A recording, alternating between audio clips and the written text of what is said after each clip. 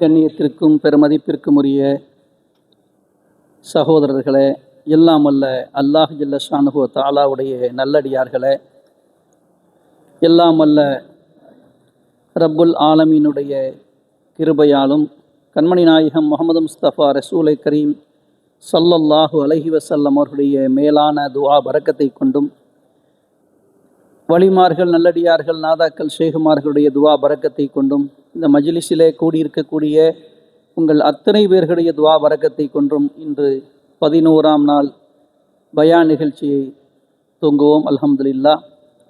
இன்றைய தலைப்பு அழகிய சரிதை என்ற தலைப்பின் கீழே ஹஸரத் அவர்கள் உரை நிகழ்த்துவார்கள்.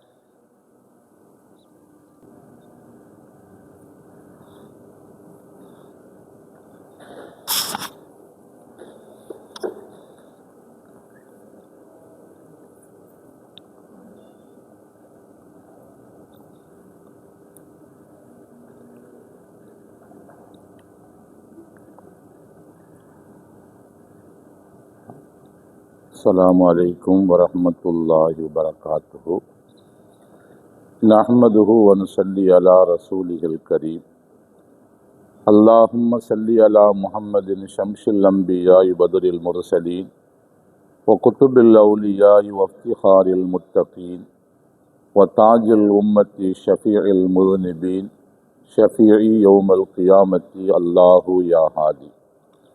رضينا بالله ربا وبالإسلام دينا وبمحمد صلى الله عليه وسلم نبيا ورسولا وبمحي الدين عبد القادر الجيلاني شيخا مرشدا. اللهم صل على سيدنا محمد وعلى آل سيدنا محمد وبارك وسلم عليه. أعوذ بالله من الشيطان الرجيم. بسم الله الرحمن الرحيم. نحن نقص عليك أحسن القصص بما أوحينا إليك هذا القرآن وإن كنت من قبله لمن الغافلين. اللهم صل على محمد حتى لا يبقى من صلواتك شيء وبارك على محمد حتى لا يبقى من بركاتك شيء وسلم على محمد حتى لا يبقى من سلامك شيء برحمتك يا أرحم الراحمين.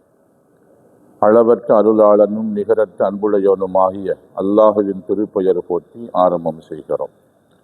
சாந்தியும் சமாதானமும் என் பெருமான் முஹம்மது ஸல்லல்லாஹு அலைஹி வஸல்லம் அவர்களின் மீதும், அவர்களை பின்பற்றிய சத்திய சஹாபாக்கள் அனைவர்கள் மீதும், அம்பியாக்கள், அவுலியாக்கள், குத்துபுகள், கௌசுகள், குறிப்பாக இங்கு குழுமி இருக்கிற அனைவர்கள் மீதும் இறைவனின் வற்றா கருணை எந்தெந்தும் குறைவின்றி பொழியட்டுமாக என பிரார்த்தித்த பின்னால், கண்ணியத்திற்கும் பெருமதிப்பிற்கும் உரித்தான சகோதரர்களே, பெரியவர்களே, 1446வது ஹிஜ்ரி ஆண்டின் புனித ரமதான் மாதத்தின் 11வது தராவீஹ் நிறைவு பெற்றிருக்கிறது. அல்லாஹு சுப்ஹானஹு வ தஆலா புனிதமான இந்த மாதத்தில் பகல் காலங்களில் நோன்பு வைப்பதற்கும் இரவு காலங்களில் நின்று வணங்குவதற்கும் அல்லாஹ் நமக்கு தௌஃபீக் செய்திருக்கிறான். பகல் காலத்து நோன்புகளிலேயும் இரவு காலத்து வணக்கங்களிலேயும் ஏற்பட்டிருக்கிற குற்றம் குறைகளை எல்லாம் பெருந்தன்மையோடு மன்னித்து அதை கபூல் செய்து கொள்ளுவானாக. மிச்சம் இருக்கிற நாட்களில் பகல் கால நோன்புகளையும் இரவு கால வணக்கங்களையும் இன்ன பிற இபாதத்துகளையும் நிறைவாக செய்கிற பாக்கியத்தை அல்லாஹுக்கு சுப்ஹானஹு வ தஆலா நமக்கு தந்தருளுவானாக. கண்ணியத்திற்குரிய சகோதரர்களே, இன்றைக்கு தராவீஹில் சூரத்து யூசுஃப் என்கிற அத்தியாயம் ஓதப்பட்டது. அல்லாஹுக்கு சுப்ஹானஹு வ தஆலா அருள்மறையில் எந்த ஒரு நபியினுடைய வரலாற்றையும் அவருடைய வாழ்க்கையின் நிகழ்வுகளையும் இவ்வளவு துல்லியமாக பேசியதில்லை. பெரும்பாலும் எல்லா அத்தியாயங்களிலேயும் மூசா அலைஹிஸ்ஸலாம் அவருடைய பெயர் வந்து கொண்டே இருக்கும். அதனால கூட சொல்லுவார்கள், ஒரு பழமொழி போல, மூசா இல்லாத சூறாவும் இல்லை, மலையாளி இல்லாத ஊரும் இல்லை என்று கூட சொல்லுவார்கள். ஏனென்று சொன்னால் பெரும்பாலான சூறாக்களில் நபி மூசாவை பற்றி பேச்சு வந்து கொண்டே இருக்கும். ஆனால் அந்த மூசா அலைஹிஸ்ஸலாம் அவர்களுடைய சரிதத்தை கூட இவ்வளவு விரிவாக அல்லாஹ் பேசவில்லை. தேவைக்கு தகுந்தாமல் பேசுகிறான். ஆனால் யூசுப் அலைஹிஸ்ஸலாத்து வஸ்ஸலாம் அவர்களுடைய வரலாற்றை அல்லாஹுக்கு சுப்ஹானஹு வ தஆலா இன்றைய சூரத் யூசுப் என்ற அத்தியாயத்தில் விரிவாக அல்லாஹ் பேசுகிறான். சகோதரர்களே, அவன் ஆரம்பிக்கிற போல 3வது வசனத்தில் சொல்லுகிறான், நஹனு நகுஸ்ஸு அலைக்க அஹ்ஸனல் கஸஸ் பிமா அவ்ஹைனா இலைக்க ஹாதல் குர்ஆன். இந்த அருள் வேதத்தை நபியே உங்கள் மீது இறக்கி அருளியதன் மூலம் ஒரு அழகிய சரித்திரத்தை உங்களுக்கு சொல்லுகிறோம் என்று அல்லாஹ் சொல்லுகிறான். அழகிய சரிதை என்று சொல்லுவது அல்லாஹ் சொல்லுகிற சொல். அஹ்ஸனல் கஸஸ் என்று அல்லாஹ் சொல்லுகிறான். அழகிய சரித்திரத்தை உமக்கு நாம் சொல்லுகிறோம். இதற்கு முன்னால் உங்களுக்கு அந்த அத்தியாயம் அதில் வரலாறு உங்களுக்கு தெரியாமல் இருந்தது, இப்போது உங்களுக்கு சொல்லுகிறோம் என்று அல்லாஹுக்கு சுப்ஹானஹு வ தஆலா இப்படித்தான் அந்த இதை ஆரம்பிக்கிறான். சகோதரர்களே, கண்ணியத்திற்குரிய சகோதரர்களே, இதில் ஏன் அழகிய சரித்திரம் என்று அல்லாஹ் இதை குறிப்பிட்டு சொல்லுகிறான்? அடுத்தடுத்த வசனங்களில் அல்லாஹ் சொல்லுகிறான், லகது கான ஃபீ யூசுஃப வ இஹ்வத்திஹி ஆயாத்துல் லிஸ்ஸாயிலீன். யூசுப் அலைஹிஸ்ஸலாத்து வஸ்ஸலாம் அவர்களுடைய வாழ்க்கையிலேயும் அவர்களுடைய சகோதரர்களுடைய வாழ்க்கையிலேயும் அது சம்பந்தமாக கேள்வி கேட்பவருக்கு நிறைய படிப்பினைகள் இருக்கின்றன, நிறைய படிப்பினை பாடம் இருக்கிறது என்று அல்லாஹுக்கு சுப்ஹானஹு வ தஆலா அவனே பேசுகிறான். சகோதரர்கள், அந்த அத்தியாயத்தை முடித்து வைக்கிற கடை வசனத்தில் அல்லாஹ் சொல்லுகிறான், லகது கான ஃபீ கஸஸிஹிம் இப்ரத்துன் லிஉலில் அல்பாப். அறிவுடைய மக்களுக்கு அவர்களுடைய வரலாற்றில் நிறைய படிப்பினை இருக்கிறது என்றும் அல்லாஹுக்கு சுப்ஹானஹு வ தஆலா சொல்லி, மா கான ஹதீஸன் யுஃப்தரா, இது இட்டு கட்டப்பட்ட கற்பனை கதை அல்ல என்றும் அல்லாஹ் பேசுகிறான். வலாக்கின் தஸ்தீக் அல்லதி பைன யதைஹி வ தஃப்ஸீல குல்லி ஷையின். இது இதற்கு முன்னால் உள்ள வேதங்களை அது உண்மைப்படுத்துகிற வகையில் இது அருளப்பட்டிருக்கிறது. வ தஃப்ஸீல குல்லி ஷையின், ஒவ்வொரு விஷயத்தையும் உங்களுக்கு விரிவாக சொல்லுகின்ற வசனமாக அத்தியாயமாக இருக்கிறது என்று அல்லாஹுக்கு சுப்ஹானஹு வ தஆலா பேசுகிறான். ஆக ஒன்று அஹ்ஸனல் கஸஸ் என்று அல்லாஹ் சொல்லுகிறான். இரண்டாவது, யூசுப் அலைஹிஸ்ஸலாம் அவர்களும் அவருடைய சகோதரர்களுடைய விஷயத்தில் அது சம்பந்தமாக கேட்பவர்களுக்கு நிறைய படிப்பினை இருக்கிறது, அத்தாட்சிகள் இருக்கின்றன என்று அல்லாஹ் பேசுகிறான். இன்னும் அதை முடிக்கிற போது அறிவுடைய மக்களுக்கு இதில் இந்த வரலாற்றில் நிறைய பாடம் இருக்கிறது என்றும் அல்லாஹுக்கு சுப்ஹானஹு வ தஆலா இது சம்பந்தமாக பேசுகிறான். சகோதரர்களை, கண்ணியத்திற்குரிய சகோதரர்களை, இந்த வரலாறு பல திருப்பங்களை கொண்டது.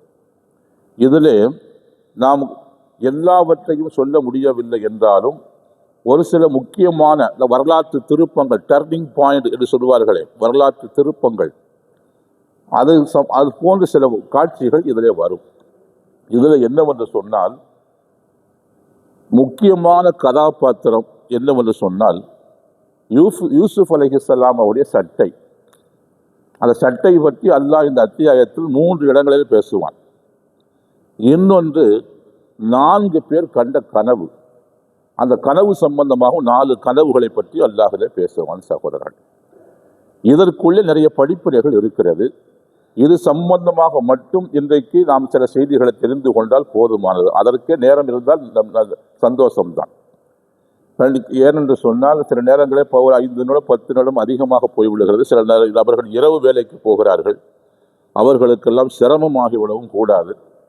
அதனால் நாம் இதை சொல்லுவதற்கான நேரம் கிடைத்தாலே மிகவும் சந்தோஷம்தான். சகோதரர்களே, கண்ணியத்திற்குரிய சகோதரர்களே, நபி யூசுப் அலைஹிஸ்ஸலாத்து வஸ்ஸலாம் அவருடைய தந்தை அவர் யாக்கூப் அலைஹிஸ்ஸலாம், அவருடைய தந்தை இஸ்ஹாக் அலைஹிஸ்ஸலாம், அவருடைய தந்தை இப்ராஹிம் அலைஹிஸ்ஸலாம். 4 தலைமுறைகள் நபிமார்களாக வந்தவர்கள்.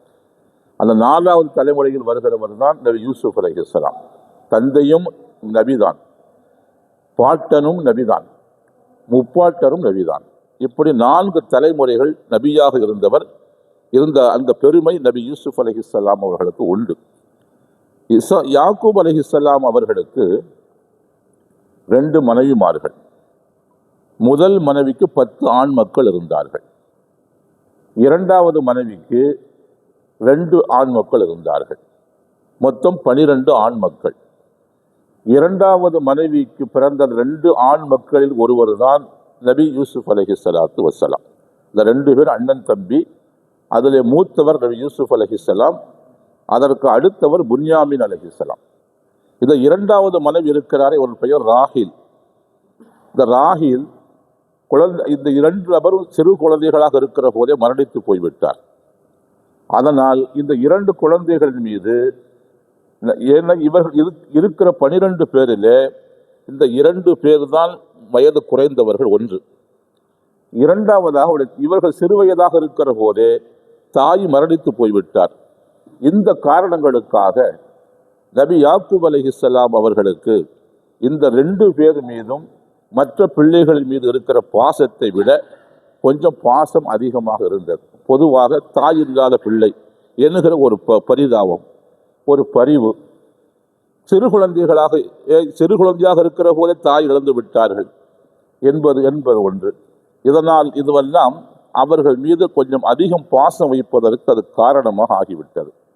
இந்த 2 பேரிலேயும் நபி யூசுப் அலைஹிஸ்ஸலாத்து வஸ்ஸலாம், நபி அவருடைய சகோதரர் புன்யாமின், அவர் நபி அல்ல, புன்யாமின், இந்த 2 பேரிலேயும் யார் மீது அதிக பாசம் என்றால் நபி யூசுப் அலைஹிஸ்ஸலாம் அவர்கள் மீது அதிக பாசமாக தந்தை இருந்தார்.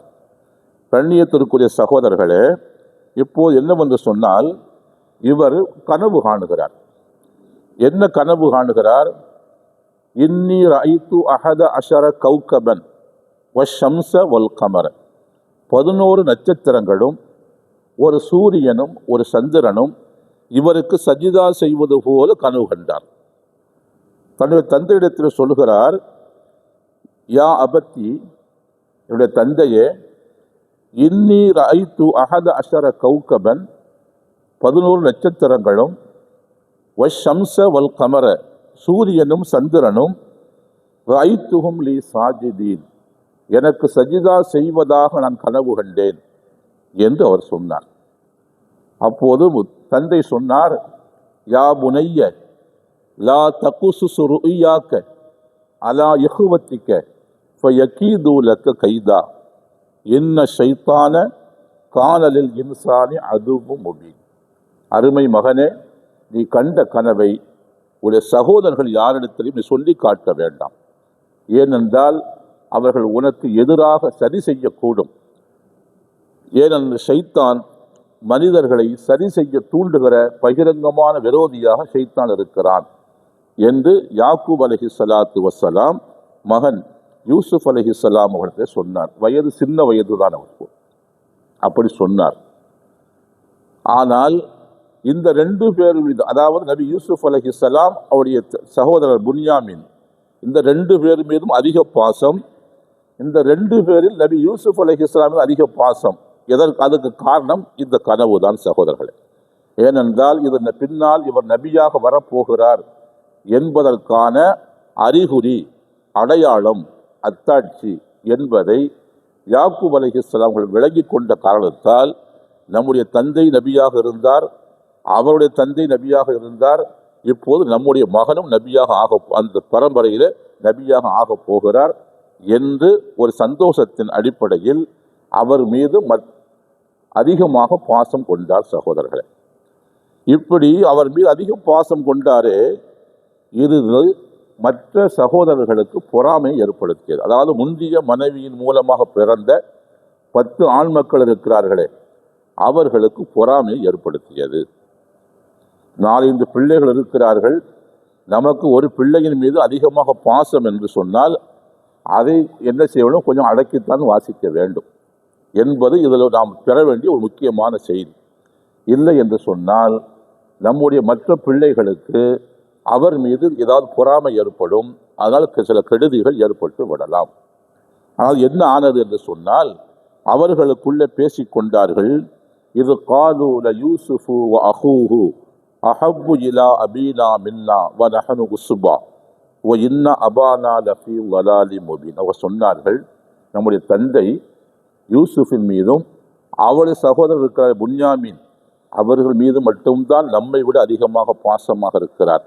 ஆனால் நஹனு உஸ்பத்துன், நாம் தான் திடமிக்க வாலிபர்களாக இருக்கிறோம் என்று அவர் சொல்கிறார். இங்கே நாம் கவனிக்க வேண்டிய செய்தி என்னவென்றால், நாம் உழைத்து போடுகின்ற, சம்பாதித்து போடுகின்ற திடகாத்திரமான வாலிப முத்துகளாக நாம் இருக்கிறோம். நம்முடைய தந்தை நம்மை நேசிக்காமல் அவர் என்ன செய்கிறார், இவர்களை நேசிக்கிறார் என்று அவர்களுக்குள்ளே பேசிக்கொள்கிறார்கள். இங்கே சகோதரர்களே, தாயுடைய அன்புக்கும் தந்தையுடைய அன்புக்கும் இடையில் வித்தியாசம் உண்டு. தந்தை யார் மீது பாசமாக இருப்பார் என்றால், வீட்டுக்கு யார் உழைத்து கொண்டு வந்து போடுகிறானோ அவன் மீது பாசமாக இருப்பார். காரணம், வீட்டிற்கு தேவையான காசு பணங்களை உழைத்து கொண்டு வந்து போடுவது இவர் மீது கடமை. இவர் இதுவரைக்கும் அதை செய்து விட்டார். இப்போது தன்னுடைய பிரதிநிதியாக இப்போது அவன் செய்கிறான். நாம் குடும்பத்துக்கு செய்ய வேண்டிய அந்த கடமையை நமக்கு பின்னால் இவன் தான் செய்கிறான் என்று யார் உழைத்து கொண்டு போடுகிறார்களோ, காசு பணத்தை கொண்டு வந்து தருகிறார்களோ அவர்கள் மீதுதான் தந்தைக்கு பாசம் இருக்கும். தாய்க்கு பாசம் யார் மீது அதிகம் இருக்கும் என்றால், எல்லார் மீது பாசம் இருக்கும். ஆனால் உழைத்து கொண்டு வந்து போடுகிறாரே அவர் மீது அதிக பாசமாக தந்தை இருப்பார். தாயுடைய பாசத்திற்கு உள்ள என்ன வித்தியாசம் என்று சொன்னால், தாய் யார் மீது பாசமாக இருப்பார், இருக்கிற பிள்ளைகளில் எவன் நோஞ்சானாக இருக்கிறானோ, எவன் நோயாளியாக இருக்கிறானோ, எவன் பலகீனமாக இருக்கிறானோ, எவன் விவரம் தெரியாதவனாக இருக்கிறானோ, எவன் அப்பாவியாக இருக்கிறானோ அவன் மீது தாய்க்கு பாசம் அதிகமாக இருக்கும். அவள் என்ன நினைப்பாள், அவனெல்லாம் நல்லா சம்பாதிக்கிறான், குற்றசலித்தனமாக இருக்காங்க, எல்லாம் பின்னால் எப்படியாவது பொழைச்சிக்கிடுவாங்க, நம்ம இருக்கிற வரைக்கும் நம்ம பார்த்துக்கிடுவோம், நமக்கு பின்னால் என்ன ஆவான்னு தெரியலையே என்று ஒரு பரிவு அந்த பலகீனமான குழந்தையின் மீது தாய்க்கு இருக்கும். இதுதான் தாயுடைய பாசத்திற்கும் தந்தையுடைய பாசத்திற்கும் உள்ள வித்தியாசம் சகோதரர்களே. ஆனால் அதைத்தான் இங்கே அவர்கள் குறிப்பிட்டு பேசுகிறார்கள். தந்தையுடைய பாசம் உழைத்து கொண்டு போடுபவன் மீது அல்லவா இருக்க வேண்டும், இவர் அதற்கு மாற்றமாக இருக்கிறாரே என்று அதைத்தான் அவர்கள் பேசுகிறார்கள். யூசுஃபு அஹூஹு அஹப்பு இலா அபீனா மின்னா, யூசுஃபும் அவருடைய சகோதரர் புன்யாமின் இருக்கிறாரே, இவர் தான் நம்மை விட நம்முடைய தந்தைக்கு பாசம் மிக்கவர்களாக இருக்கிறார்கள். ஆனால் நஹனு உசுபத்துன், நாம் தான் திடமிக்க வாலிபர்கள், நாம் தான் சம்பாதித்து கொண்டு வந்து போடுகிறோம், நம்மீது ஒரு பாசமாக இல்லை. இது மற்ற தந்தைகளுக்கு இருக்கிற அம்சத்தை இருக்கிற பண்பை விட்டும் இது மாற்றமாக இருக்கிறார் என்று என்ன செய்தார், அவர்கள் பேசிக்கொண்டார்கள். அதுக்கு என்ன செய்வது?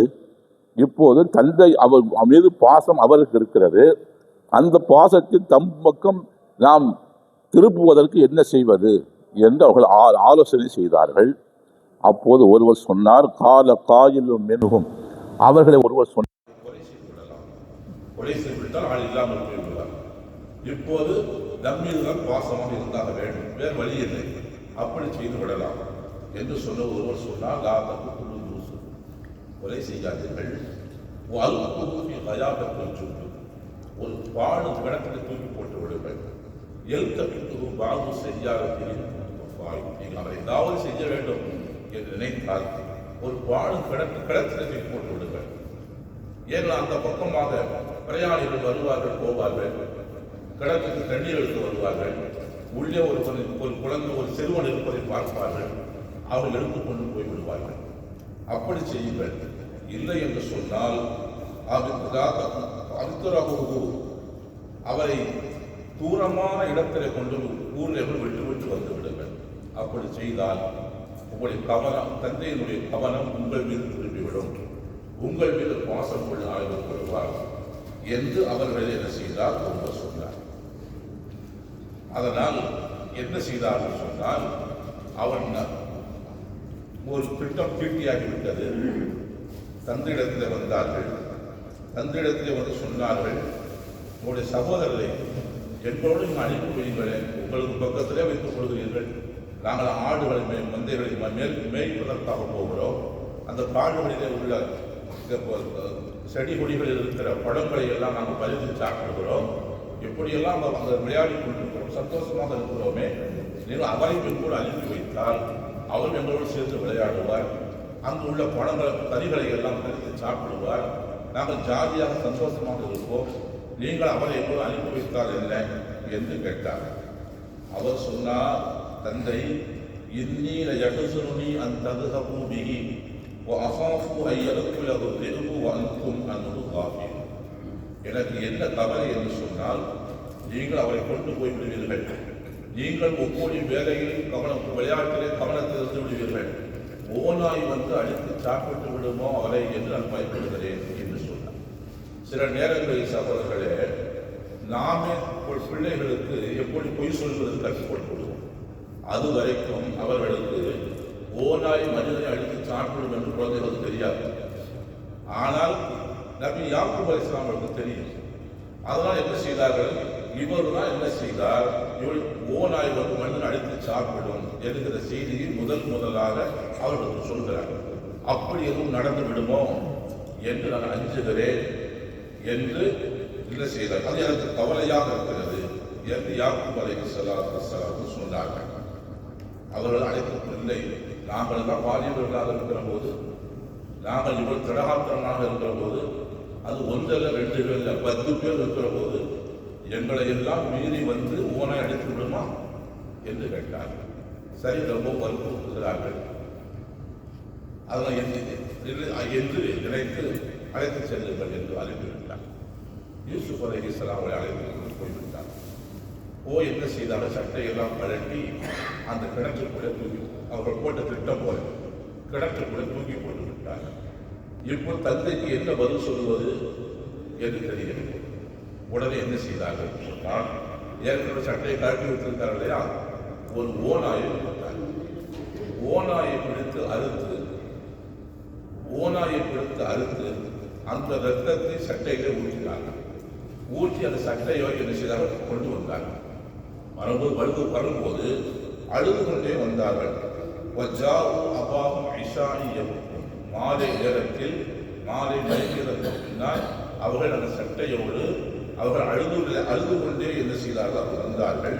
قالوا يا أبانا إنا ذهبنا نستبق وتركنا يوسف عند متاعنا فأكله الذئب وما أنت بمؤمن لنا ولو كنا صادقين. சொன்னார்கள், தந்தையே, நாங்கள் ஒருவர் போட்டி போட்டு ஓட்டப்பந்தயம் நடத்தி கொண்டிருந்தோம். எங்களுடைய பொருள்களை எல்லாம், நம்முடைய சாப்பாட்டு பொருட்கள் லக்கேஜில் இருக்கிறது, அதையெல்லாம் வைத்த இடத்தில் யூசுஃபை உட்கார வைத்திருந்தோம், பார்த்து உட்கார வைத்திருந்தோம். நாங்கள் ஓட்டப்பந்தயம் நடத்தி கொண்டிருக்கிற போது ஓநாய் வந்து அவர் எடுத்து சாப்பிட்டு விட்டது என்று சொன்னார். ஏன்னா இது ஏற்கனவே சொல்லியிருக்கிறார் இல்லையா, மனிதனை ஓநாய் சாப்பிடும் என்று. அது வரைக்கும் அவர்களுக்கு தெரியாது. இப்போது கிடக்கு தூக்கி போட்டதற்கு பின்னால் என்ன காரணம் தந்தைகளுக்கு சொல்லுவது என்று யோசித்த போது அவர்கள் சொன்னார்கள், நம் தந்தை ஏற்கனவே சொன்னாரே, ஓனாய் எடுத்து சாப்பிட்டு கொடுத்து சொன்னாரே, அதையே நாம் காரணமாக சொல்லிவிடலாம். அவர் சொன்ன காரணத்தையே நாமும் சொல்லிவிடுவோம் என்று அதற்காக பொய்யான ரத்தத்தில் அந்த சட்டையை துவைத்து ஈரத்தோடு கொண்டு வந்து அதை என்ன செய்தார்கள், தந்தையிடத்தில் கட்டினார்கள். அவர் இதை பார்த்து இது பொய்யான ரத்தத்தோடு நீங்கள் வந்திருக்கிறீர்கள், இது உண்மையான ரத்தமாக தெரியவில்லை, நீங்கள் என்னுடைய மகனை ஏதோ செய்து விட்டீர்கள் என்று என்ன செய்தார், நபி யாக்கூப் அலைஹிஸ்ஸலாம் அவர் சொன்னார்கள். சகோதரர்கள், கடைசியிலே என்ன ஆனது என்றால், இவர்கள் போட்டு விட்டு வந்து விட்டார்கள். அந்த பக்கமாக ஷாம் தேசத்திற்கு வியாபாரத்திற்கு போகிற ஒரு குழு அந்த பக்கம் வந்தது. அவர்களே சொன்னார்கள், அந்த கிணற்றில் இருக்கிறது, கிணற்றில் தண்ணீர் இருக்கிறதா என்று பார்த்து விட்டு வாழ்கிற அந்த வியாபார குழு ஒரு நபரை அனுப்பி வைத்து தண்ணீர் எடுப்பதற்காக அனுப்பி வைத்தது. அவர்கள் அந்த தண்ணீர் எடுப்பதற்காக வந்தார்கள். அவர்கள் உள்ளே வாளியை உள்ளே விட்டால் உள்ளே ஒரு சிறுவர் இருக்கிறார். காலுயா புஷராஹாதா குலாம், இதோ உங்கள் ஒரு நற்செய்தி, இங்கே ஒரு சிறுவர் இருக்கிறார் என்று அவர் சொன்னார்கள். எல்லோரும் வந்தார்கள். ஆளை வெளியே எடுத்து கொண்டு போய் ஷாம் தேசத்திற்கு கொண்டு போனார்கள். ஷாம் தேசத்துடைய சந்தையில் அவரை அடிமையாக ஏலம் எடுத்து விற்பனை செய்திருந்தார். அந்த காலத்தில் மனிதனை விற்பனை செய்கிற வாங்குகிற அந்த பழக்கம் இருந்தது. நபியுடைய காலத்தில் இது இருக்கத்தான் செய்தது, அடிமைத்தனம் இருக்கத்தான் செய்தது. இது அதற்கு முன்னால் வாழ்ந்த காலம். ஷாம் தேசத்துடைய அவருடைய அந்த சந்தையில் அவரை விற்றுவிட்டார்கள்.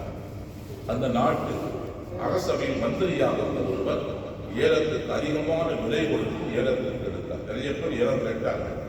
மற்ற சாதாரண மக்களால் அவ்வளவுக்கு அதிகமான காசு பணத்தை எடுக்க முடியவில்லை.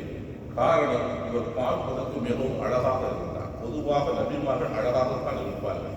அல்லாஹ் சுப்ஹானஹு வசீகரமான தோற்றம் உள்ளவர்களைத்தான் அல்லாஹ் நபியாக அனுப்புவார்.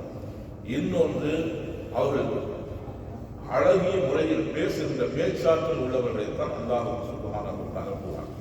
இன்னும் அவரவர்கள் வாழ்ந்த காலத்தில் உயர் குலம் என்று இருக்கும். இஸ்லாத்தில் உயர்ந்த குலம் தாழ்ந்த குலம் எல்லாம் கிடையாது. நல்ல மனிதன் தீய மனிதன் அவ்வளவுதான். முத்தகி இல்லாத இப்படித்தான். ஆனால் இது இருந்தாலும் அந்தந்த காலத்தில் வாழ்ந்து கொண்டிருக்கிற அந்த மக்களின் எண்ணப்படி, அவர்களுடைய மரபுப்படி எதை உயர்ந்த குலம் என்று நினைக்கிறார்களோ அதிலிருந்துதான் நபிமார்கள் அல்லாஹ் சுப்ஹானஹு வ தஆலா அனுப்புவாங்க. அதனால் தான் முஹம்மது ரசூலுல்லாஹி ஸல்லல்லாஹு அலைஹி வஸல்லம் குறைஷி வம்சத்தில் பிறந்தார்கள். குறைஷி வம்சம் என்று சொன்னால் அரபு நாடு முழுவதும் கட்டுப்படும், எல்லோரும் ஏற்றுக்கொள்வார்கள். அவர்கள் அந்த விஷயத்தில் அவர்கள் குறைஷிகளுக்கு யாரும் இந்த போட்டியும் போட மாட்டார்கள். அதான் ஸல்லல்லாஹு அலைஹி வஸல்லம் அவர்களை எல்லாம் குறைஷிகளுக்கு கொண்டு வந்தார். அதுபோல்தான் இவர் பார்ப்பதற்கு மிகவும் வசீகரமாக மிகவும் அழகாக இருப்பார். அதனால் என்ன செய்தார்கள், அதிகமான விலை கொடுத்து சாதாரண மனிதர்களால் வாங்க முடியவில்லை. அந்த நாட்டு மந்திரி சபையில் மந்திரியாக அமைச்சராக இருந்த ஒருவர் தான் இவரை ஏலம் எடுத்தார். ஏலம் எடுத்து கொண்டு போய் வீட்டில் தங்க வைத்திருந்தார். நம்ம ஏற்கனவே ஒரு சட்டை வந்து விட்டது. ஓனாய் ரத்தத்திலே தோய்ந்து போன சட்டை கொண்டு வந்து காட்டி விட்டார். ஒரு சட்டை இவர் அங்கு என்ன செய்கிறார், அரண்மனையில் வைத்திருக்கிறார். அவர் சொன்னார், அக்ரிமி மசுவாகும் அசா ஐயம் ஃபகுனா அவு நத்தஹிதஹு வலதா. அந்த அமைச்சருக்கும் அவருடைய மனைவிக்கும் குழந்தைகள் இல்லை. அதனால் சொன்னார், அக்ரிமி மசுவாகும் அசா ஐயம் ஃபகுனா. இவரை சங்கையாக நடத்து, இந்த மனிதரை ஒரு வாலிபர் சங்கையாக நடத்து, அசா ஐயம் ஃபகுனா, இவர் மூலமாக நமக்கு ஏதாவது பல நன்மைகள் கிடைக்கலாம், அல்லது அவர் நத்தஹிதஹு வலதா, நாம் இவரை குழந்தையாக என்ன செய்யலாம், இவரை வைத்துக் கொள்ளலாம், சுவீகரித்துக் கொள்ளலாம், வளர்ப்பு மகன் போல் எடுத்துக் கொள்ளலாம். இப்படி அதான் இவரை சங்கையாக நடந்தது என்று அவர் சொன்னார். ஆனால் அங்கு என்ன நடந்தது என்று சொன்னால், அவருக்கு அந்த அம்மையார் இளவயது பெண்மணிதான். அவர் அரச குடும்பத்தை சார்ந்தவர். அவருக்கு இவர் மீது ஆசை ஏற்பட்டது. அவர் என்ன செய்தார், தவறுக்காக அவர் அழைத்தார். அவருக்கு அழைத்தது அவர் சொன்னார், என்னுடைய என்னை விலைக்கு வாங்கிய என்னுடைய முதலாளி என்னை அகசன மசுவாய ஒரு இருப்பிடத்தை நல்ல முறையில் உபகாரம் செய்திருக்கிறார். எனக்கு வேண்டிய வசதிகளை எல்லாம் செய்து தந்திருக்கிறார். அப்படி இருக்கிற போது நான் அவருக்கு எந்த விதத்திலேயும் நான் மோசடி செய்ய மாட்டேன். நான் அப்படி மோசடி செய்கிறவனும் அல்ல. இன்னல்லாஹ் லா யுஹிப்புல் ஹாயினீன். அப்படி மோசடி செய்கிறவர்களை அல்லாஹ் விரும்புவதும் இல்லை என்று அவர் சொன்னார். அவர் கதவுகளை எல்லாம் தாழ்ந்து விட்டார். கதவுகள் தாழ்விட்டு விட்டு அவரை அழைக்கிறார். இவரோடு தப்பித்து ஓடுகிறார். தப்பித்து ஓடி போய் கதவை திறக்கிறார். இவர் பின்னாலே போய் சட்டை பற்றி இழுக்கிறார். சட்டை கிழிந்து விட்டது. கதவு திறக்கிறார்கள். அவர் அங்கு கணவர் வந்து விட்டார். இப்போ அந்த காட்சியை பார்க்கிறார். காட்சியை பார்த்து அவர் சொன்னார், அவரை பார்த்து சொன்னார், உங்களுடைய மனைவி குடும்பத்தார்களுக்கு மோசம் செய்கின்ற, குடும்பத்தார்கள் தவறாக நடக்கின்ற இது போன்ற மனிதர்களுக்கு என்ன தண்டனை கொடுக்க போகிறேன் என்று இவர் கேட்டார். விரட்டியது இவர்தான், சட்டை கழித்தது இவர்தான். ஆனால் என்ன சொன்னார் என்று சொன்னால், இவர் அவரை விரட்டியது போலவும், அவர் இவரை பலவந்தப்படுத்தியது போலவும், இவரை அவர் வற்புறுத்தியது போலவும், அப்படியே பழியை தூக்கி யூசுப் அலைஹிஸ்ஸலாம் அவர்கள் மீது போட்டு விட்டார். இப்படி உங்களுடைய குடும்பத்தார்களுக்கு தீமை செய்து நினைக்கிற இது போன்ற மனிதர்களுக்கு என்ன தண்டனை கொடுக்க போகிறேன் என்று கேட்டார். அவர் சொன்னார், காலனி ராவதத்னி அந்நஃப்ஸி, நான் என்ன செய்யவில்லை, அந்த பெண்மணியை நான் எதுவும் செய்யவில்லை, அவர்தான் என்னை தவறுக்கு அழைத்தார், அதனால் என் மீது எந்த குற்றமும் இல்லை என்று சொன்னபோது, யார் மீது குற்றம் என்று அப்போது என்ன ஆகிவிட்டது சொன்னால் ஒரு பிரச்சனை ஏற்பட்டு போய்விட்டது. அப்போது பிரச்சனை ஏற்பட்ட அந்த சமயத்தில் அங்கே ஒரு குழந்தை இருந்தது. அவர் சொன்னால் காலகிய ராவதத்தினி அந்நப்சி ஷஹீத ஷாஹிதும் மின் அகலி. அங்கே ஒரு குழந்தை இருந்தது. அந்த குழந்தை அது அங்கே உள்ள குழந்தை இல்லை, பிரச்சனை ஆகிவிட்டது. அந்த பக்கத்து வந்து விட்டார்கள். அவர்களே ஒரு பால்மொழி குழந்தை, இன்னும் பேச ஆரம்பிக்கவில்லை, ஒரு வயது நிரப்பமாகாத ஒரு குழந்தை. அந்த குழந்தை பேசியது, இன்கான கமீசுகு புத்தமின் புகழில் சதத்துக்கு வகுவமினல் காஜிக்கு. அதாவது அவருடைய சட்டை முன்பக்கமாக பிழிந்திருந்தால் அந்த பெண்மணி உண்மை சொல்லுகிறாள், இவர் பொய் சொல்லுகிறார் என்று அர்த்தம். வயிற்கான கமீசுகு புத்தமின் புகழில் அவருடைய சட்டை பின்புறமாக பிரிந்திருந்தால் அவர் உண்மை சொல்கிறார், இந்த பெண் பொய் சொல்கிறார் என்று பொருள்.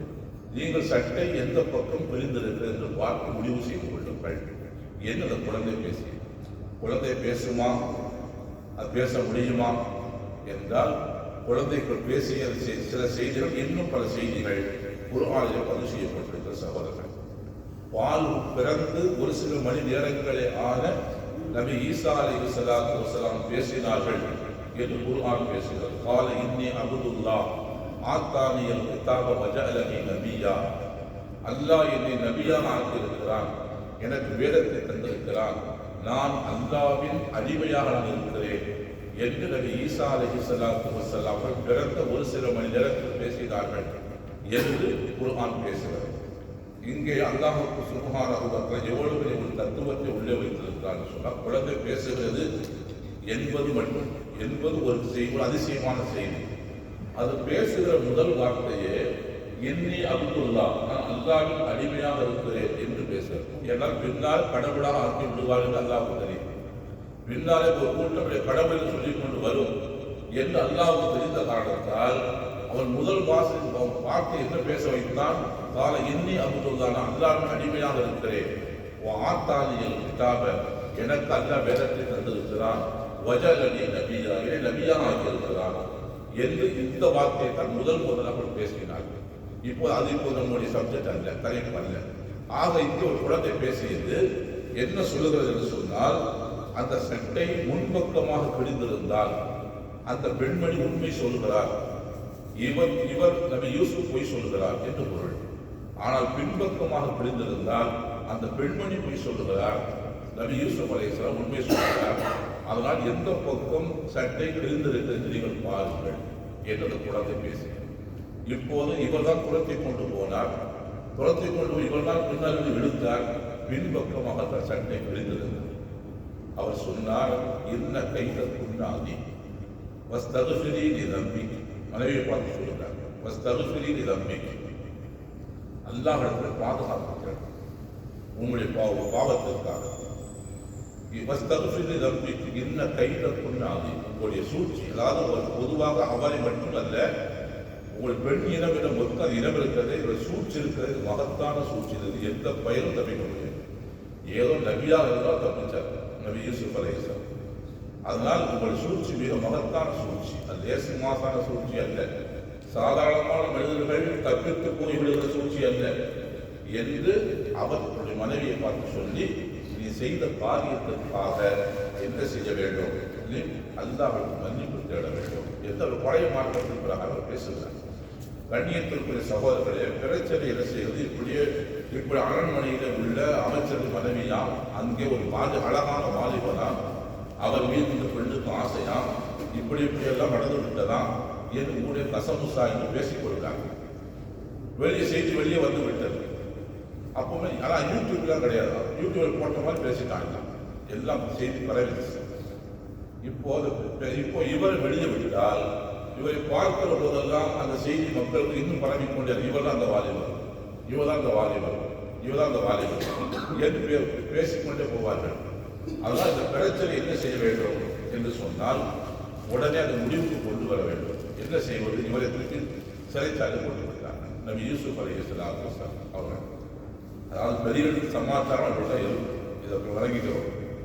வெளியிடத்துல தப்பு நடந்துடும், ஆனால் ஒரு அப்பாயத்துக்கு உள்ள விட்டுருவாங்க.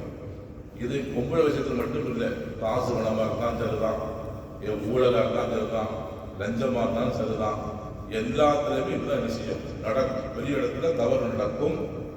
ஆனால் அவர்கள் தப்பித்து விடுவார்கள். அந்த பிரச்சனையை கிடப்பில் போடுவதற்கு, ஊர் வாயை அடைப்பதற்கு ஏதோ ஒரு அப்பாவி அடைப்பான தூக்கி உள்ளே போட்டுவிட்டு நாங்கள் குற்றவாளி கைது செய்து விட்டோம், சட்டம் அது கடமையை செய்யும் என்று முடித்து விடுவார்கள். பேசாத விசுவாசம் இது போல நடந்துவிட்டது. யூசுப் அலைஹிஸ்ஸலாம் சிறைச்சாலைக்கு போனால், சிறைச்சாலையில் போகிற போது இன்னும் 2 கைதிகள் உள்ளே வருகிறார்கள். அவர்கள் சொல்கிறார்கள், அல்லாஹ் சுப்ஹானஹு வ தஆலா சொல்கிறான், وَدَخَلَ مَعَهُ السِّجْنَ فَتَيَانِ قَالَ أَحَدُهُمَا إِنِّي أَرَانِي أَعْصِرُ خَمْرًا وَقَالَ الْآخَرُ إِنِّي أَرَانِي أَحْمِلُ فَوْقَ رَأْسِي خُبْزًا تَأْكُلُهُ الطَّيْرُ مِنْهُ نَبِّئْنَا بِتَأْوِيلِهِ إِنَّا نَرَاكَ مِنَ الْمُحْسِنِينَ. அவரோடு சேர்த்து 2 வாலிபர்கள் நுழைந்தார்கள். 2 பேரும் அவர்கள் அங்கே இருக்கிற ஒரு கனவு காணுகிறார்கள். ஒருவர் சொல்லுகிறார், நான் திராட்சை ரசத்தை பிழிவது போல் கனவு கண்டேன் என்று ஒருவர் சொன்னார். இன்னொருவர் சொன்னார், இவர் தலையில் மீது கொட்டி அடிக்கடி வைக்கப்பட்டிருக்கிறது, பறவைகள் வந்து அதை கொத்தி கொத்தி தின்னுகின்றன, இன்னொரு கனவு கண்டேன் என்று இன்னொருவர் சொன்னார். சொல்லிவிட்டு சொன்னார்கள், எல்லா நராக்கம் என செய்தி, இது என்ன விளக்கம் என்று எங்களுக்கு சொல்லுங்கள். உங்களை பார்த்தால் பல மனிதர்களுக்கு உபகாரம் செய்கிற மனிதர்கள் போல் தெரிகிறது. உங்களுடைய தோற்றத்தையும் உங்களுடைய முகத்தையும் பார்த்தாலே ஒரு நல்ல மனிதன் போல் தெரிகிறது. இதுக்கு விளக்கம் என்னவென்று எனக்கு சொல்லுங்கள் என்று அவர்கள் கேட்டார்கள்.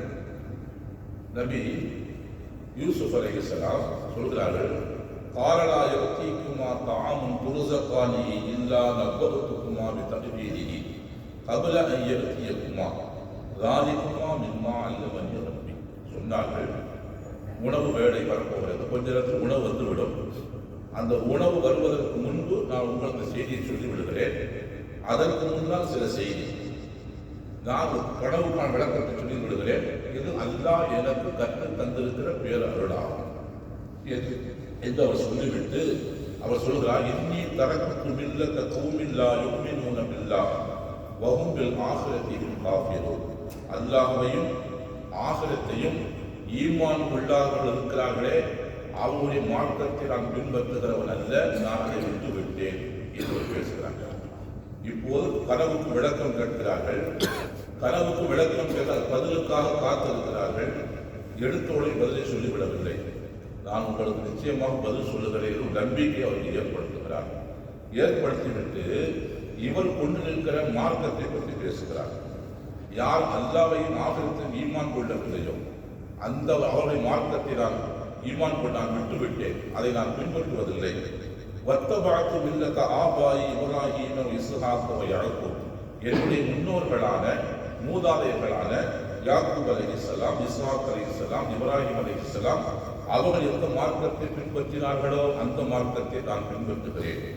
மா காலனா முஷ்ரிக பில்லாஹி மின் ஷை, அல்லாஹ்வுக்கு எந்த ஒரு வஸ்துவையும் இணை வைப்பது தகுமானது அல்ல, அது நியாயமானது அல்ல. ذَلِكَ مِنْ فَضْلِ اللَّهِ عَلَيْنَا وَعَلَى النَّاسِ, அது எங்கள் மீதும் அந்த ஈமான் என்பது அல்லாஹ்வுக்கு இணை இல்லை, அவன் மட்டும்தான் வணக்கத்திற்குரியவன் என்று நாங்கள் இஸ்ஹாக் அலைஹிஸ்ஸலாம், இப்ராஹிம் அலைஹிஸ்ஸலாம், இஸ்ஹாக் அலைஹிஸ்ஸலாம் இவருடைய மார்க்கத்தை பின்பற்றுகிறோமே, இது அல்லாஹ் எங்கள் மீது செய்திருக்கிற பேர் உபகாரமாகும், மற்ற மனிதர்கள் மீது செய்திருக்க உபகாரமாகவும் அது இருக்கிறது. வலாக்கின் அக்ஸர النَّاسِ லா யஷ்குரூன், இதற்காக மனிதர்கள் நன்றி செலுத்த வேண்டும், பெரும்பான்மையாளர்கள் இதற்காக நன்றி செலுத்துவது இல்லை. இந்த அருட்கொடை எவ்வளவு மகத்தானது என்பது அவர்களுக்கு விளங்குவதில்லை என்று சொல்கிறார். கண்ணியத்திற்குரிய சகோதரர்களே, இருப்பது சிறைச்சாலை. சிறைச்சாலைகளை வைத்தும் மக்களுக்கு போதனை செய்கிறார், ஈமானை எடுத்துச் சொல்கிறார், ஏகத்துவத்தை எடுத்துச் சொல்கிறார். நல்ல மனிதர்கள் எங்கு இருந்தாலும் அவருடைய பணியை செய்து கொண்டே இருப்பார்கள். அது சிறைச்சாலையாக இருந்தாலும் சரிதான், அது அறச்சாலையாக இருந்தாலும் சரிதான், எங்கு இருந்தாலும் அவருடைய பணியை செய்து கொண்டே இருப்பார்கள். சகோதரர்கள், கஸ்தூரி எந்த இடத்தில் வைத்தாலும் மணக்கத்தான் செய்யும். அதுபோல இந்த மனிதர் போன்ற மனிதர்கள் சிறைச்சாலைக்கு கொண்டு வைத்தாலும் அங்கே ஈமானை பற்றி பேசுவார்கள், இஸ்லாத்தை பற்றி பேசுவார்கள். எங்கு கொண்டு போய் வைத்தாலும் சரிதான், காடு கரைகளை கொண்டு விட்டாலும் சரிதான், இதை பற்றி தான் பேசுவார்கள். சகோதரர்கள், கண்ணியத்திற்குரிய சகோதரர்களே, அப்போது அவர் சொன்னார், இதையெல்லாம் சொல்லிவிட்டு சொல்கிறார், யா சாஹிபை சிஜ்னி அர்பாபு முத்தஃபர்ரிகூன கைரும் அமில்லாஹு வாஹிதுல் கஹ்ஹார். சிறையில் இருக்கும் இரு தோழர்களே, வெவ்வேறான பல்வேறு தெய்வங்களை இருப்பது நல்லதா அல்லது அமில்லாஹு வாஹிதுல் கஹ்ஹார் அனைத்தையும் அடக்கி ஆளுகிற அல்லாஹுவை மட்டுமே தெய்வமாக வைத்துக் கொள்வது நல்லதா என்று அவர் கேட்கிறார். ஒரே ஒரு முதலாளி இருந்தால் அவனுக்கு மட்டும் கட்டுப்பட்டு போயிடலாம். 1000 முதலாளி இருந்தால் எத்தனை பேருக்கு தான் கும்பிடு போட்டே போகணும். அதாவது ஒருத்தர முதலாளியாக வைக்கிறது நல்லதா இல்லை 1000 பேர் வச்சிருக்கிறது நல்லதா? அது என்று அவர் கேட்கிறார். அர்பாபு முத்தஃபர்ரிகூன கைரும் அமில்லாஹு வாஹிதுல் கஹ்ஹார், ஏராளமான பல்வேறு தெய்வங்களை வைத்துக் கொள்வது நல்லதா அல்லது எல்லாவற்றையும் அடக்கி ஆளுகின்ற அல்லாஹ்வை கடவுளாக வைத்துக் கொள்வது நல்லதா என்று அவர்களை பார்த்து செய்கிறார், கேட்கிறார். மா தஅபுதுன மின் தூனிஹி இல்லா அஸ்மாஅன் சம்மைத்துமுஹா அன்தும் வ ஆபாவுக்கும். அல்லாஹ் அல்லாத மற்றவர்களை நீங்களும் உடைய முன்னோர்கள் வழங்குகிறீர்களே, அதுவெல்லாம் என்னவென்று சொன்னால் நீங்களாக ஒவ்வொன்றுக்கும் ஒரு கற்பனையாக சில பெயர்களை வைத்துக் கொள்கிறீர்கள். ஒவ்வொன்றிற்கும் ஒவ்வொரு கடவுளுக்கும் கற்பனையாக நீங்களும் பெயரை வைத்துக் கொண்டு அதை வழங்கிக் கொண்டிருக்கிறீர்கள். மா அன்ஸலல்லாஹு பிஹா மின் சுல்தான், இதற்கு எந்த விதமான ஆதாரத்தையும் அத்தாட்சியும் அல்லாஹ் இறக்கி அருளவில்லை. இதில் ஹுக்மு இல்லா லில்லாஹ், அதிகாரம் என்பது அல்லாஹ்வுக்கு மட்டுமே சொந்தமானது. அமர அல்லாஹ் தஅபுது இல்லா இய்யாஹு, அவனை தவிர வேறு யாரையும் வணங்கக்கூடாது என்று அவன் ஏவியிருக்கிறான். ذَلِكَ الدِّينُ الْقَيِّمُ, அவன் மட்டும்தான் வணக்கத்திற்குரியவர் இருக்கிறது. இதுதான் நிலையான மார்க்கமாகும். வலாக்கின் அக்ஸர النَّاسِ لَا يَعْلَمُونَ, மனிதர்களில் பெரும்பான்மையாளர்கள் அதை அறிவதில்லை என்று அவர்களுக்கு அது ஏகத்துவத்தை பேசுகிறார், தௌஹீதை எடுத்து சொல்கிறார் சகோதரர்களே. அதற்கு பின்னால் அவர் சொன்னார், அதற்கு இதையெல்லாம் இந்த பிரச்சாரத்தை எல்லாம் செய்துவிட்டு இந்த உபதேசங்கள் எல்லாம் செய்துவிட்டு தான் கிடைத்த தனக்கு கிடைத்த ஒரு சின்ன வாய்ப்பு, ஒரு கொஞ்ச நேரம், ஒரு தேனின் இடைவேளை சொல்வார்கள், அது ஒரு சின்ன இடைவேளை. இந்த இடைவேளையில் தான் சொல்ல வேண்டிய செய்திகளை எல்லாம் அவர்களுக்கு சொல்லிவிட்டு அதற்கு பின்னால் அவருடைய கனவுக்கு விளக்கம் சொல்கிறார். உங்களிலே ஒருவர் திராட்சை ரசத்தை பிடிபோதுவது கனவு கண்டாரே, அவர் அரசவையில் அவருக்கு பணி கொடுக்கப்படும், வேலை வழங்குவார், அவர் மன்னருக்கு மது புகட்டுகிற வேலை அவருக்கு கிடைக்கும் என்று சொன்னார். சொல்லிவிட்டு இன்னொருவர் தன்னுடைய தலையில் உள்ள ரொட்டிகள் அடிக்கடி வைக்கப்பட்டிருக்கின்றன, பறவைகள் அதை கொத்தி தின்னுகின்றன என்று ஒருவர் சொன்னாரே, அவருடைய கனவுக்கு விளக்கம் என்று சொன்னார். யுஸ்லபு, அவர் சிலுவையில் அறையப்படுவார், அவர் உடல் தொங்கிக் கொண்டிருக்கும், பறவைகள் எல்லாம் அவருடைய தலையை கொத்தி கொத்தி வந்து தின்னும். இதுதான் புதிய அமருள்ளது வீதி தஸ்தப்தியான். நீங்கள் கனவுக்கு விளக்கம் கேட்டீர்கள் 2 பேரும், அதனுடைய விளக்கம் இதுதான், முடிவு செய்யப்பட்ட விளக்கம் இதுதான் என்று யூசுப் அலைஹிஸ்ஸலாத்து வஸலாம் சொன்னார்கள் சகோதரர்களே. இது அவர்கள் செய்து கண்ட 2 கனவு. முதலில் நபி யூசுப் அலைஹிஸ்ஸலாம் கண்ட கனவு, இரண்டாவது 2 பேரும் கண்ட கனவு. அதுபோல் நடந்தது. ஒரு அரசவைக்கு போனால் மது புகட்டுகின்ற வேலை, அரசருக்கு மது புகட்டுகின்ற வேலை அவருக்கு கிடைத்தது. அங்கு போய் அந்த அரண்மனையில் வேலைகளை பார்த்து கொண்டிருக்கிற போது அங்கே நாட்டு அரசனுக்கு ஒரு கனவு வந்துவிட்டார். அவர் என்று சொன்னார், கனவுரை அவர் என்ன பார்க்கிறார், இன்னி அரா சபஅ பக்கராத்தின் சிமானி யஅக்குலுஹுன்ன சபஉன் இஜாஃபுன் வ சபஉன் சும்புலாத்தின் குதிரை உக்கரையாபிசா. அவர் ஒரு கனவு கண்டார்.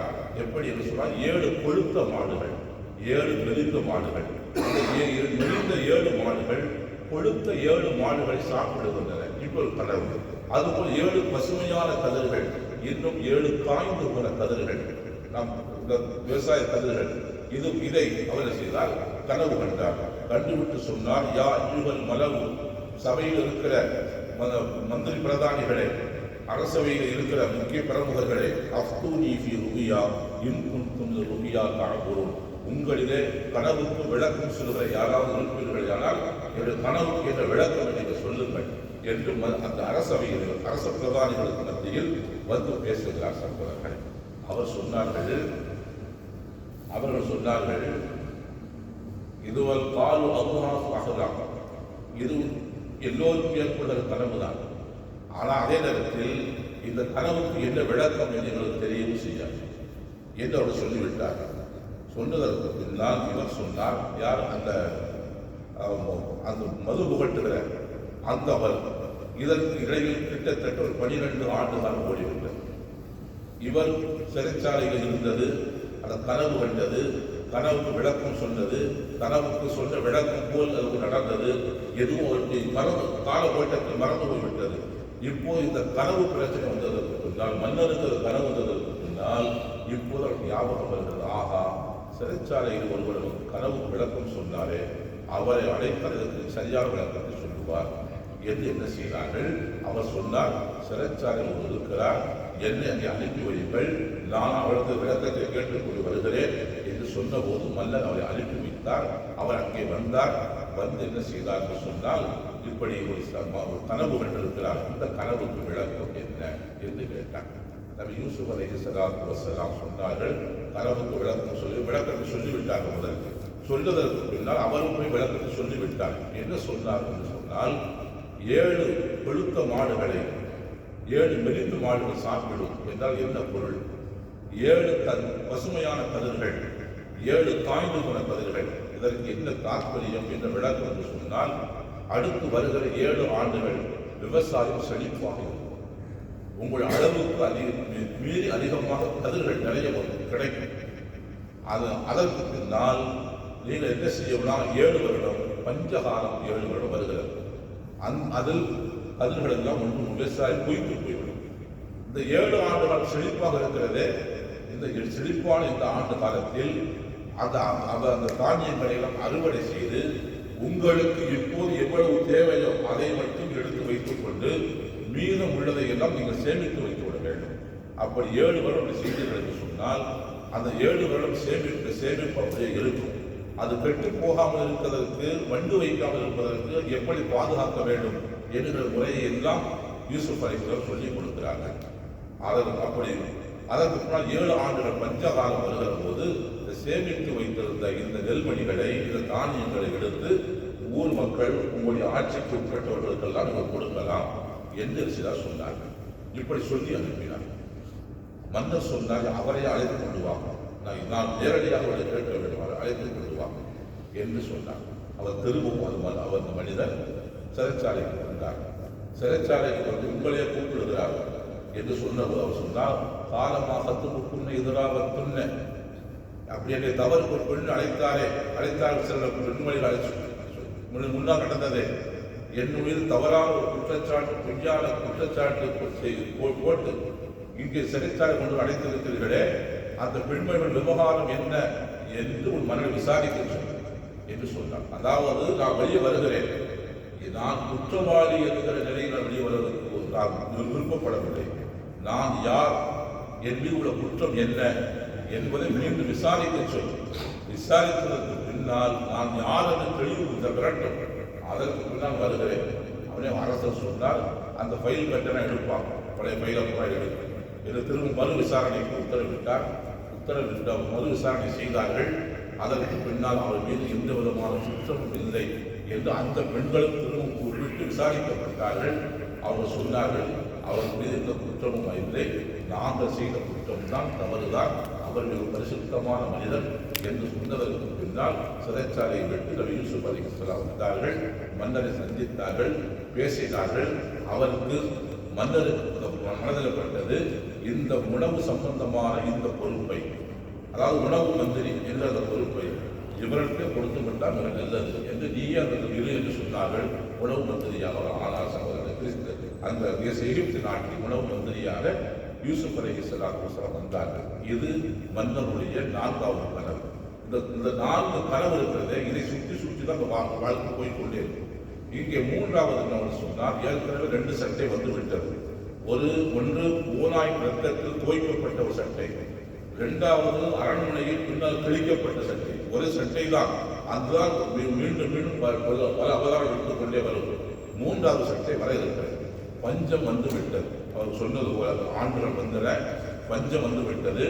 பஞ்சம் வந்ததற்கு பின்னால் மக்களுக்கெல்லாம் ரேஷன் முறையில், அதாவது மக்களுக்கு ஒரு குடும்பத்தில் எத்தனை பேர் இருக்கிறார்கள் என்று கணக்கெடுத்து, அது கணக்கெடுத்து அவர்களுக்கு எவ்வளவு உணவு தேவை என்பதை எல்லாம் கணக்கு போட்டு ஒவ்வொரு வீட்டிற்கும் என்ன செய்வது, அது உணவு தானியங்கள் கொடுப்பது ரேஷன் முறை இன்றைக்கு கொடுக்கிறார்கள் இல்லையா? ரேஷன் கார்டை தந்து எத்தனை பேர் வீட்டில் இருக்கிறார்கள், இத்தனை பேருக்கு இத்தனை பேர் சீனி, இவ்வளவு அரிசி, இவ்வளவு பருப்பு இதெல்லாம் இன்றைக்கு கொடுக்கிறார்கள் இல்லையா?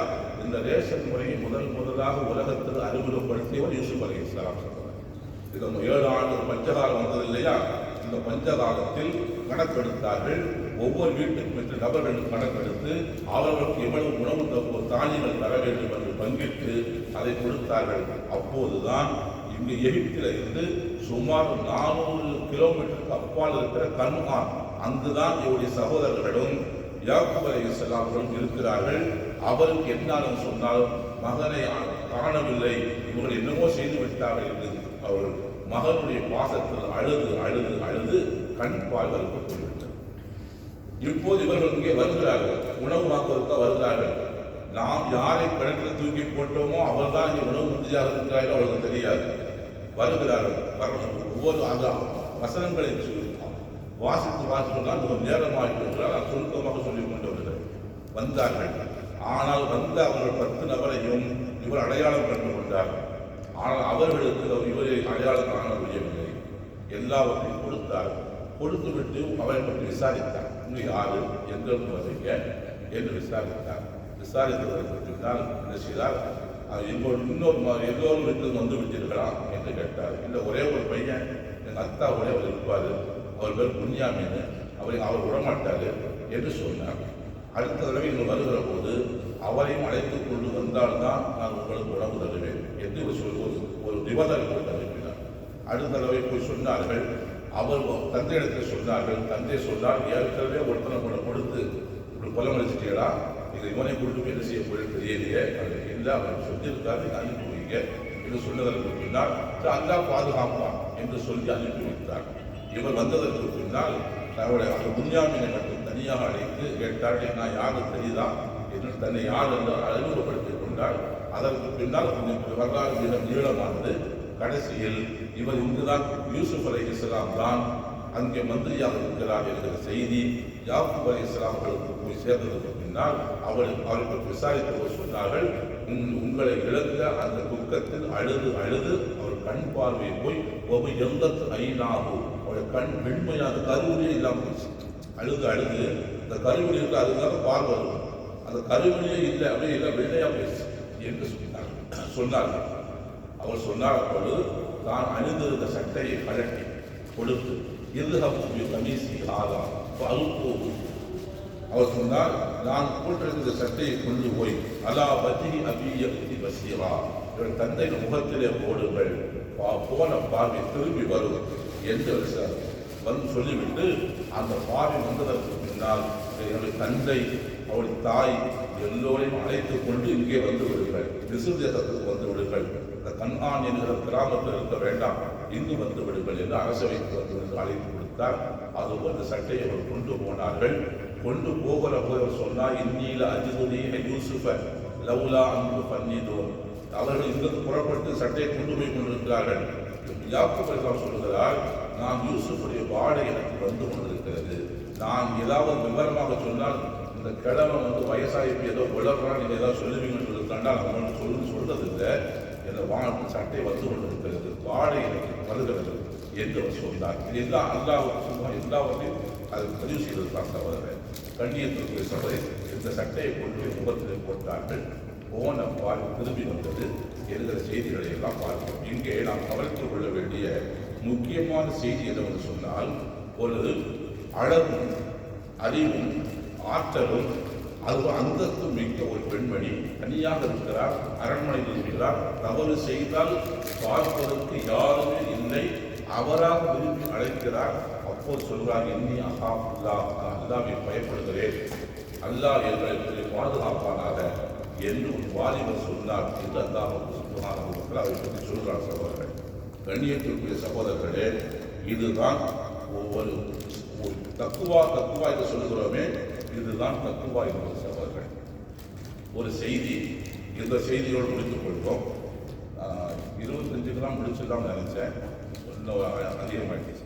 ஒரு இதோடு முடித்துக் கொள்வோம். என்று சொன்னால், வரலாற்று ஒரு செய்தி பதிவு செய்யப்பட்டிருக்கிறது. மிஸ்ர் தேசத்தில் ஒருவர் இருந்தார். அவர் பேர் முகம்மது. அவருடைய பெயர். அவர் ஒரு துணி வியாபாரி. அவர் என்ன செய்தார் என்று சொன்னால், துணிகளை மூட்டையாக கட்டி கொண்டு என்ன செய்வார், தெரு தெருவாக வீதி வீதியாக கொண்டு இருப்பார். பார்ப்பதற்கு மிக லட்சணமாக அழகாக இருப்பார், வசீகரமாக இருப்பார். அவர் என்ன செய்தார், கொண்டு போய் கொண்டே இருந்தார். அப்போது ஒரு வீட்டு பெண்மணி வாசல் நின்று கொண்டு, எந்த அளவுக்கு என்று சொன்னால், அவரை மன் ரகாது அகப்பது லிமாக, அவரை யாரெல்லாம் பார்க்கிறார்களோ அவர்களெல்லாம் அவரை நேசிப்பார்கள். அந்த அளவுக்கு அவர் அழகாக இருந்தார். அவர் கொண்டு ஒரு நாள் போய் கொண்டிருக்கிற போது வீட்டு வாசலில் ஒரு பெண்மணி நின்றார். அவர் சொன்னார், நான் இந்த பொருள்களை எல்லாம் வாங்க வேண்டும், உள்ளே வாருங்கள் என்று கூப்பிட்டார். அவர் வீட்டுக்குள்ளே போனார். வீட்டுக்குள்ளே போன போது அவர் சொன்னார், நான் இந்த பொருள்களை எல்லாம் வாங்குவதற்காக என்னனி லம் அதழுக்க அஷ்டரி விற்க, நான் இந்த பொருள்களை எல்லாம் வாங்குவதற்காக உன்னை நான் அழைக்கவில்லை, நான் உன்னை அடைய வேண்டும் என்பதற்காக நான் உள்ளே அழைத்திருக்கிறேன். அதனால் என்னுடைய ஆசைக்கு நீ கிணங்கு என்று அவர்கள் சொன்னார்.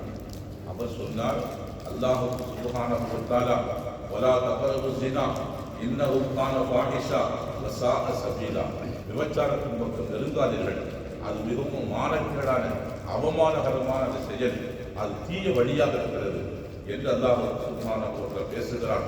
அல்லாஹ்வுடைய கோபத்திற்கு ஆளாகிவிடும் என்றெல்லாம், அதனால் இப்படியெல்லாம் நீங்கள் செய்யாதீர்கள் என்று சொன்னார். அதுவெல்லாம் என்ன செய்யவில்லை. பூனையில் எலியை பிடிக்கக்கூடாது சொன்னால் எந்த பூனை கடிக்கப் போகிறது, அவர் அதுவெல்லாம் என்ன செய்தார், அதுவெல்லாம் முடியாது என்று சொல்லி அவர் சொன்னார், நீ இப்போது என்னுடைய வீட்டில் இருக்கிறாய், நீ என்னுடைய நான் சொல்லுவது போல் நடந்து கொள்ளவில்லை என்று சொன்னால், நீ சுவர் ஏறி குறித்து உள்ளே வந்து என்னுடைய கற்புக்கு ஆபத்து விளைவிக்க வந்துவிட்டாய் என சத்தம் போடுவேன். நீ இப்போது இருக்கிறது என்னுடைய வீட்டில், இதே நான் உன்னுடைய வீட்டிற்கு வந்து சத்தம் போட்டாலும் உன்னைத்தான் எல்லோரும் பிடித்துக் கொள்வார்கள், குற்றவாளியாக தான் சொல்வார்கள். ஆனால் அதையெல்லாம் நீ இப்போது இருக்கிறது என்னுடைய வீட்டில் இருக்கிறாய், நான் சத்தம் இட்டால் உன்னை கட்டி வைத்து அடித்து துவைத்து விடுவார்கள், கூட மானம் மரியாதை எல்லாம் போய்விடும் என்று சொல்கிறாய். ஆசைக்கு இணங்குகிறாயா, இல்லை அவமானப்பட போகிறாயா, கேவலப்பட போகிறாயா, ஊருக்காரர்களை அழியை வாங்க போகிறாயா என்று அந்த பெண்மணி கேட்டார். இவன் யோசித்து பார்த்தால், முற்றும் பார்த்தால் ஒன்றுமே வழி இல்லை. சரி, நான் எனக்கு இப்போது பாத்ரூம் போக வேண்டிய தேவை இருக்கிறது, மலம் ஜலம் கழிப்பட தேவை இருக்கிறது, அந்த பாத்ரூம் என்னோட காட்டுகிறேன், நான் போய் நான் தயாராகிட்டு வரேன் என்று கேட்டேன். உடனே அவருக்கு சந்தோஷம். சரி, சிக்கிட்டான் சேகர் அவர் சொல்கிறாங்க, அது மாதிரி நம்ம வழிக்கு வந்துட்டார் அப்படின்னு சொல்லி அந்த கும்பலை பாத்ரூம் சொல்லி காட்டினாங்க.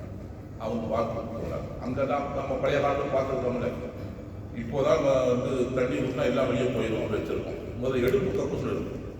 அவர்கள் என்ன செய்வார்கள், இயற்கை உமாறு கழித்து வைப்பார்கள், பின்புறமாக வந்து என்ன ஆள் எடுத்துருக்கலாம்.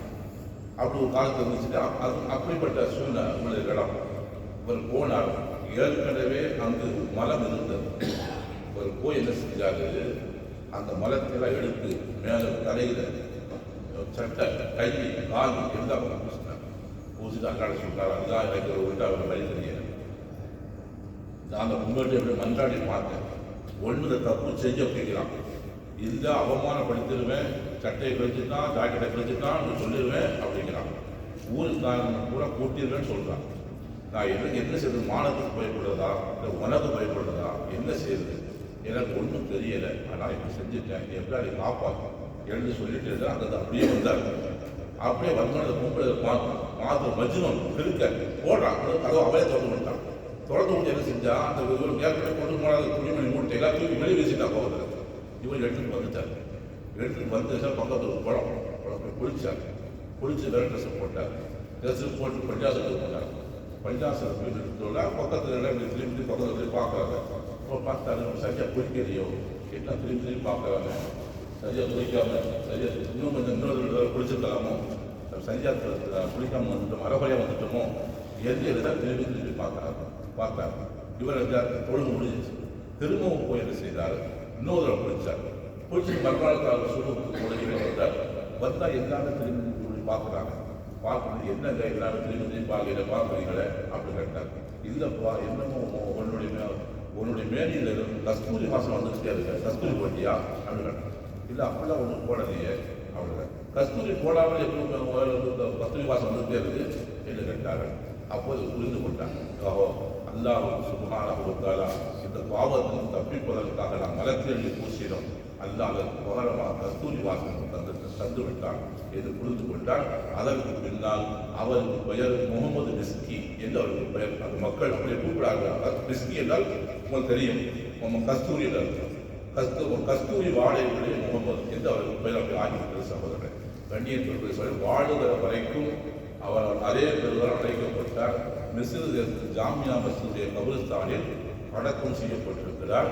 இன்றைக்கும் அவருடைய கபருடைய கல் வைக்கப்பட்டது. ஹாதா கபரு மிஸ்கி, மிஸ்கியுடைய கபரு என்று அவர் அடக்கம் செய்யப்பட்டதற்கு பின்னாலும் கூட நீண்ட நெடிய நாட்களாக அவருடைய கபரில் இருந்து கஸ்தூரி வாசம் வந்து கொண்டே இருந்தது என்கிற செய்திகள் வரலாறு பதிவு செய்திருக்கிற சகோதரர்கள்.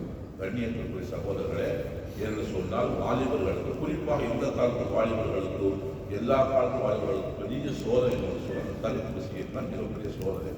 இதிலிருந்து ஒரு மனிதன் தப்பித்து வந்து விட்டான் என்று சொன்னால் அல்லாஹ்வுடைய சமூகத்திலே அவனுக்கு கிடைக்கிற மரியாதை அந்தஸ்து இருக்கிறதே அதற்கு அளவிட முடியாது. அல்லாஹ் சுப்ஹானஹு வ தஆலா அத்தகைய மனிதர்களை நேசிப்பதன் அடையாளமாக அல்லாஹ் அவருடைய வாழ்க்கையை கஸ்தூரி மனமாக ஆக்கி விடுகிறான். அத்தகைய மனிதர் தான் யூசுப் அலைஹிஸ்ஸலாத்து வஸ்ஸலாம். சகோதரர்களே, இதையெல்லாம் நமக்கு இது நிறைய படிப்படை இருக்கிறது என்கிற காரணத்தால் தான் நபி யூசுப் அலைஹிஸ்ஸலாத்து வஸ்ஸலாமுடைய வரலாற்றை சொல்லுகிற யூசுப் அத்தியாயத்தின் ஆரம்ப வசனத்திலேயே அல்லாஹ் சொல்லுகிறான், நஹனு நஹுஸ்ஸு அலைக அஹ்ஸனல் கஸஸ் பிமா ஊஹைனா இலைக ஹாதல் குர்ஆன். இந்த குர்ஆனை நபியே உங்கள் மீது அருளி இருப்பதன் மூலம் ஒரு அழகிய சரிதையை உங்களுக்கு நாம் சொல்லுகிறோம் என்று அல்லாஹ் சுப்ஹானஹு வ தஆலா சொல்லுகிறார். சொன்னால் நாம் சொன்ன படிப்பினைகள் மிகவும் குறைவு. நாம் சகோதரர்களே, யூசுப் அலைஹிஸ்ஸலாத்து வஸ்ஸலாம் அத்தியாயத்தில் 100 படிப்பினைகள் இருப்பதாக தன் சம்பந்தமாக தனி ஒரு நூல் போய் வந்திருக்கிறது அரபிலே. அந்த அளவுக்கு மிக நிறைய படிப்பினைகளை அல்லாஹ் சுப்ஹானஹு வ தஆலா வைத்திருக்கிறார். அல்லாஹ் இது போன்ற தூய்மையான பரிசுத்தமான அப்பழுக்கற்ற அந்த நபிமார்கள் போன்றவர்கள் கொடுத்தால் அல்லாஹ்வுடைய பாவங்களை மன்னிப்பானாக. அவர்கள் எப்படி தூய்மையான வாழ்க்கையை பரிசுத்தமான வாழ்க்கையை வாழ்ந்தார்களோ அதுபோல அல்லாஹ் நம்மை பரிசுத்தமான வாழ்க்கையை அல்லாஹ் வாழச் செய்வானாக. அவர்களுக்கு இந்த சோதனை வந்தது, அதுபோல் நமக்கு எந்த சோதனை வந்து விடாமல் அல்லாஹ் பாதுகாப்பானாக.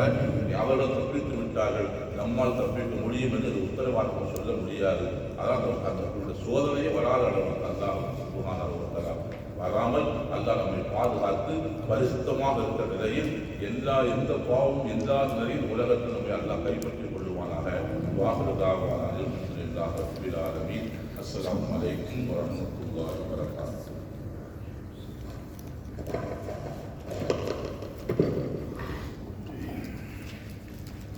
ஹஸரத் அவர்களுக்கு ஜஸாக்கல்லாஹு கைரல் ஜஸாஇ தெரிவித்து இன்றைய 11ஆம் நாள் நிகழ்ச்சிக்கு நம்முடைய மரியாதைக்குரிய முஹர்ரம் காக்காவும் சலீம் காக்காவும் வருகின்றிருக்கிறார்கள். காதலி ஹஸரத்தும் வருகின்றிருக்கிறார்கள். அவர்களுக்கு மஜ்லிஸுடைய சார்பில் வருகிறவர்கள் அவர்கள் நன்றியை தெரிவித்துக் கொள்வோம். கண்ணியத்திற்கும் பெருமதிப்பிற்கும் உரிய அருமையான சகோதரர்களே, ஹஸரத் அவர்கள் யூசுப் அலைஹிஸ்ஸலாம் அவருடைய சரித்திரத்தை மிக தத்துவமாக எடுத்து விளக்கி சொன்னார்கள். அல்ஹம்துலில்லாஹ்.